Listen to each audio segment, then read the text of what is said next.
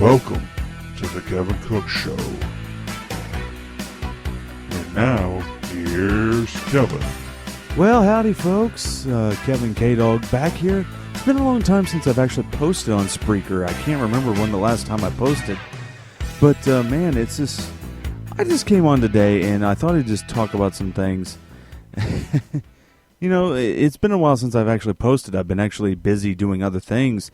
I haven't been able to do anything. I haven't been able to even do a K-Dog's Country thing.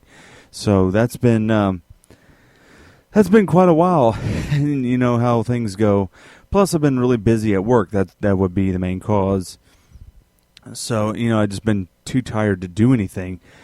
So I just thought I'd come on here and just say, hey, what's up, and go on from there. So, yeah, things have been going pretty steadily at work, so I've been, devoting my time to that mostly.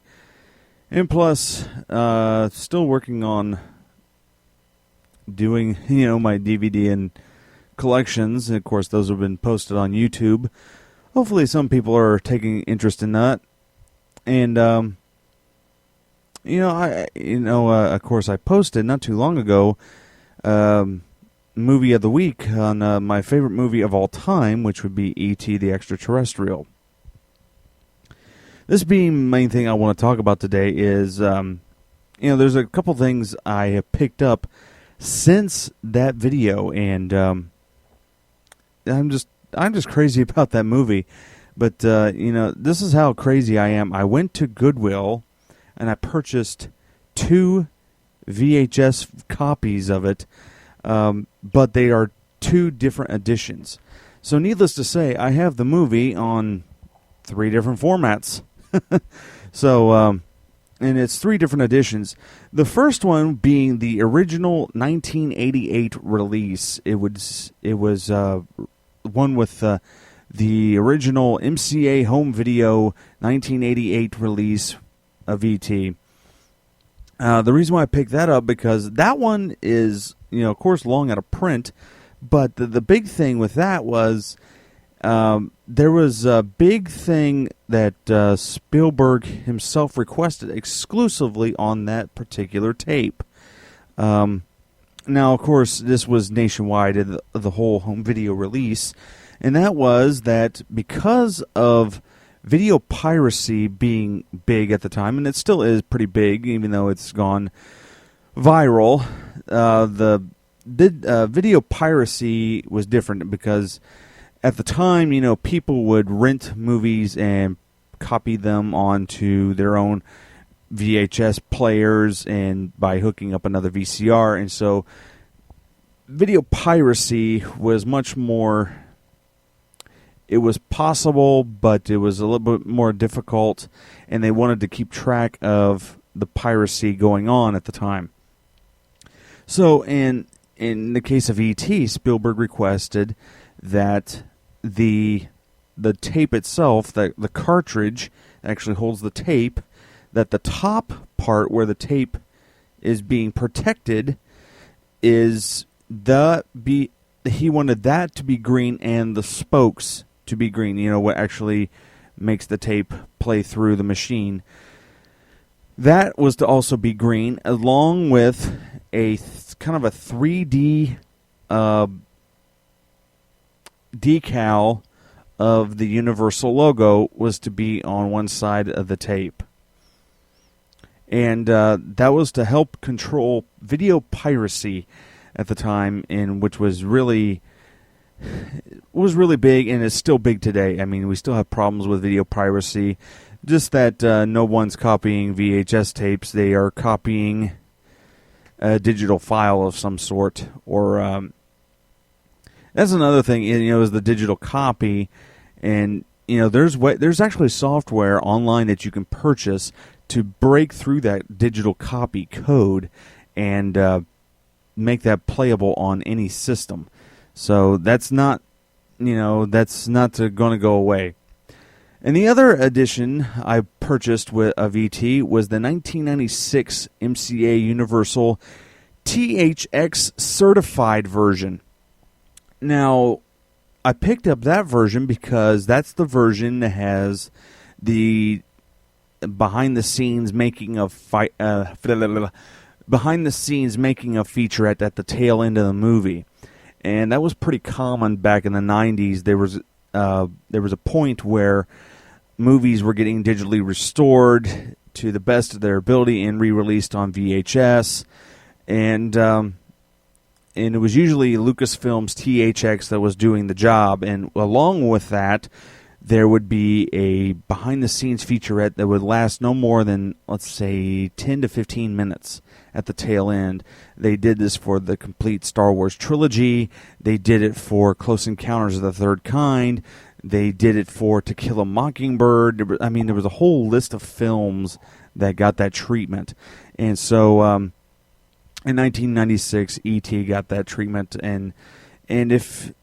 in case you're wondering what that behind-the-scenes featurette is, it's also on the Blu-ray with a slightly longer version of that, and the full-out documentary is being on was on the Laserdisc version of that, and as well as the Ultimate Gift Set that came out in 2002.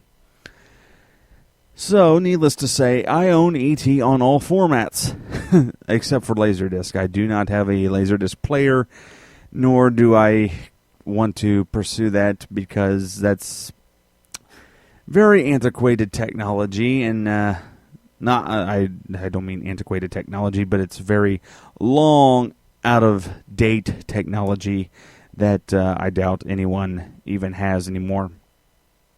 Maybe they do, just don't play it as much. But yeah, that's what I really wanted to talk about is besides the book I picked up the book. I ordered that online, actually. Now, that book, it's called E.T. the Extraterrestrial From Concept to Classic. That was originally published for the 2002 Ultimate Gift Set. And I guess for a while you could purchase it separately. In terms of the hardback cover, but what I got was the paperback cover, and the paper, I think it's in bigger print too, so it's just slightly bigger than what was originally published. But I'm constantly flipping through the thing, just looking at some of the pictures and some of the reading of the interviews with Spielberg and the cast and whatnot, and it's actually, I think it's actually the full-length interview that they gave back in 1996 or 2002. I'm not quite sure when this interview was conducted, but they give a lot of behind-the-scenes trivia about the movie. And one of them I shared in my video. Like, there was a particular case where the film was being premiered in Dallas, Texas, okay? And so Spielberg said he always had good luck at this theater in Dallas for all of his premieres. Sorry, I can't think straight.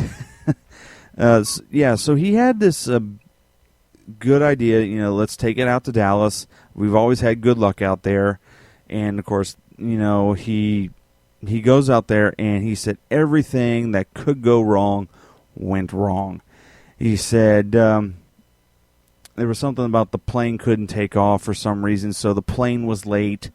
And they said when they got to Dallas, the luggage carriers, where the film was stored, because usually when you take a premiere to some place, you usually bring a copy of the film along with you. And so this case, they had the film with them, and it was in luggage.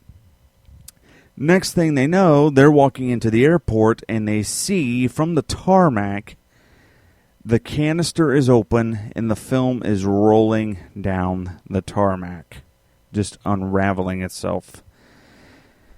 And needless to say, they were completely beside themselves. They said, that cannot be good. And but needless to say, the film ended up being the highest-grossing movie of all time at the time, and it's my favorite movie of all time. So I think it's it's one of those movies. It never ages. It holds up. It just, even though you have in that movie, you have a puppet doing the effects, and you could say it is a little dated. It is, but you believed it. That was the thing. You watch this movie, and you go, my gosh, that's not a puppet. That thing is actually there on set. And I said, they made that thing come to life. That's the whole thing. And I was watching that behind the scenes featurette. They said what they believe why E.T. doesn't age so badly is because the way Spielberg shot it. Spielberg shot E.T. as a character. He did not shoot it as a special effect. Now think about that. If you shoot something as a special effect, eventually it will date. Eventually we're going to say the same thing about all the CGI that's in films today. We're going to look back on that and say, wow, that's pretty old. We're looking at films that had CGI done in them 10 years ago, and we're going, I can't believe we actually enjoyed that and we considered that real. Technology always is changing and moving forward. So, but some movies just never age because they are taken care of. They are actually shot properly. They know how to take care of them. And, E.T. was no exception. But that's what I really wanted to talk about. And first of all, I'm not a... I don't find myself picking up a lot of VHS. And the only reason I did that is because I'm such a fan of the movie. It's one of those movies that I can own on any format and be entertained by it. Now, the thing is, I bought it at a Goodwill. So, I bought it at a Goodwill, bought them both at Goodwill for $1. So, it was not really like a plunk down $5 for 2 VHS tapes. This was $1. So, from me to you, see ya later.